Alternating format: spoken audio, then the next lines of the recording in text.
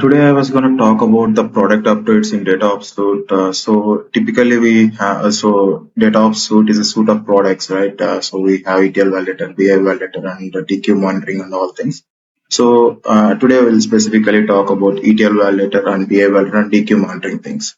So coming to ETL Validator, we have a few set of enhancements we have in this spring, like agentic AI support in query generation and rule generation, as well as description generation for tables and columns, as well as SQL formatter. So it arranges all the random SQL queries in a structured format for you. And on the BI side, you have STP, or let's test plan, and filter data sets, and BI analyzer for analyzing Tableau reports, as well as on the DQ side, we have Unity catalog integration, as well as lineage capacity and the data model profiling as well.